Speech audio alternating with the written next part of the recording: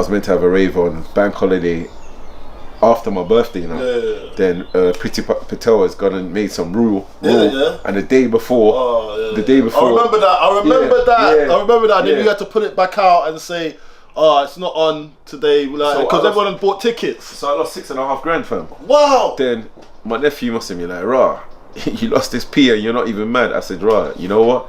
I said, "I'm gonna do one thing. Every single person who asked for a refund, I put out a message and said, rah, message this number." So I spoke to every single person. Every single person. And he's like, "Rah, why are you doing that?" I said, "Listen, now I've got data." So I said, "I've gone from losing money, but I said now I've got 800 numbers." So I said, next year and every following year, anytime I got an event now, what I'm going to do is broadcast. Boom. Hustler's ambition. You see that, bro? Like he turned something negative. So basically, you paid 6,000 for data. You know what I mean? That's what you got to look at it. Because now, when it comes on top, when things are open, you've got these people that you can just hit up directly. You know what I mean? It's not through nothing. You got access straight away. Unbelievable. So I said to him, it's great marketing. I said to him, it's a mindset where you take your losses and think, "Rah, how am I going to make it bigger wins?" So I said, "Rah, I lost that year, but I said, when things open up now, it's going to be boom, boom, boom, boom, boom, boom, boom." So by the time I do one part, I've made it back. Yeah, straight away. So then, what was you moaning about at that time? Like, it's like me. Like, when I had the bankruptcy, I was like, "Do you know what? There's a chance for me to start again." I'm okay. I take the loss. My name was all plastered around the paper. I take the loss. You know what I mean? I wasn't even embarrassed. That's the worst. People thought I wasn't embarrassed. I'm like, so what, man? Like, it's money, that I've lost, but at the same time, I know it's only money. I could get it back. You could get it back. I've got my name still. Once you know my name is money, black. Your name is, you know what I mean? That's your brand. That's my brand. So as long as I look after me and my name as a business, I'll be fine. Do you know what I mean?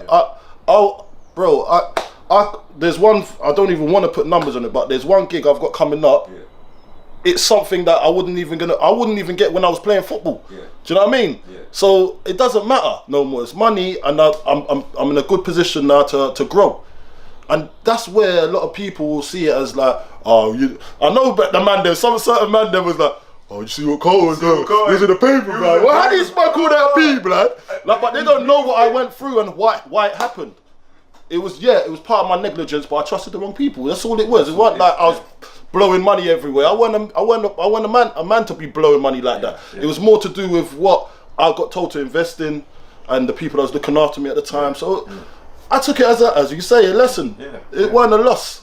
Do you know what I mean? And that's the thing that I'm kind of trying to teach him, because I said to him, "Rah, you want to get into boxing and this," but I'm like, if you're trying to get to a different level, you have to have that mind state from now, knowing that, "Rah, what's the reason you're doing it for?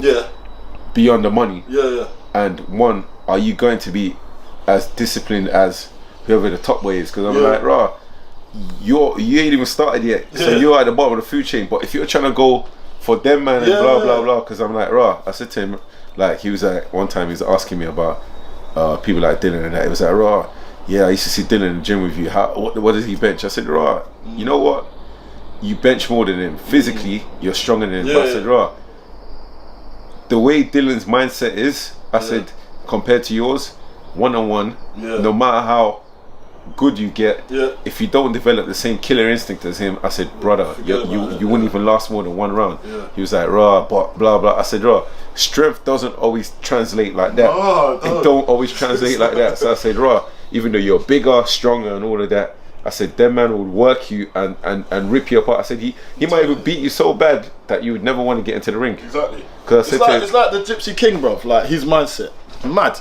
Like, I see him on one podcast. I think it was Mike Tyson's podcast the other day. You see how he's back in shape, bro. Like, it's not even that. It's just his mindset I admire, because, like, you can see the way he's looking at Mike Tyson. He's like, "Raw, this guy," because he's named after him. So he's like, "Oh, this guy's unbelievable." But he was looking at him thinking, "What can I learn from this guy?" Do you know what I mean? He's not looking at him like in awe of him, just like that. He's like, "What can I learn? What else can I learn from this guy?" Because he's made all the mistakes. So, and he's still, and the bottom. Bro, he's done it. He's been jail for the madness, bruv. Like, and he's still loved. And now he's back winning. Look, it don't take a rocket scientist to figure out how he's winning again. He had to grind again. He's working hard again. It's a minor. Like, and that's what makes us men. We got to bring the food home, bro. And that's supposed to, that as a man, it's not even about the money. It's about being a provider for your family and making sure that your family's fine. That's what spurs me on. Like, I don't want my family going through any kind of madness. You know what I mean? Like, there's no need for it. When I could go out and go and get it for them. Like, and that's leadership skills within yourself, where I didn't realize that I had until later on.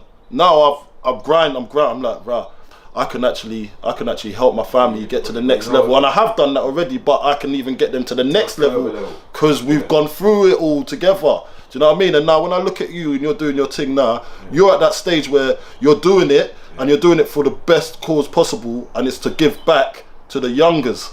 And if you'll always be blessed if you're coming from your heart.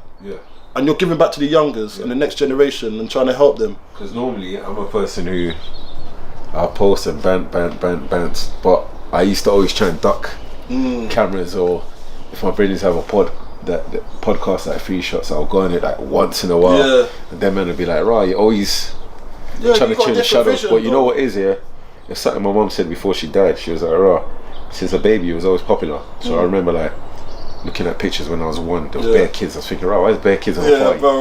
I remember when I was 5, like bare kids come to my house, and I remember pulling my mum aside and saying, right, why is there all these people in the house? And she's like, right, like you're always ducking popularity. Then my 10th birthday, I was like, if you throw me a party, I'm gonna go next door to my neighbours. And she was like, right, like you really you're trying to shy away she's from like, it. she's like, right, you're proper the most anti-social socialite. And I was like, you know what, it's can only give so much. But I'm a person, I proper like my space. Loads of people don't get that about me, innit? They're like, right, you get along with bare people, but I'm like, at the same time, even though I get along with bare people, I'm like a lone wolf. I could function like 3-4 days in silence. And you can go into any environment and flex. You know what I mean? Literally, the man then will be like, sometimes like before all these lockdown madnesses, I'll just get up and boom, I'm in the next country, and the man was like, right, like, you didn't tell no one. Don't even calculate. I'll be like, right, I was on Skyscanner. I saw a cheap flight. Get out of it, man. Went East Croydon, Gatwick, boom, I was out. When I was little, before like my brother was born, I was so used to being by myself. I became very, very creative in my own little space. You know what I mean? That my brother was Down syndrome, and when he was born, he couldn't really understand things properly. So like, I had my own weird way of communicating with him. And all of that. Then that's unbelievable, man. Like, he never really. People don't see that side of you, innit? Because and there's a lot of people who've got different. You don't even call it a problem, just different backgrounds. But then I wouldn't look at you and say that you had a brother that had Down syndrome.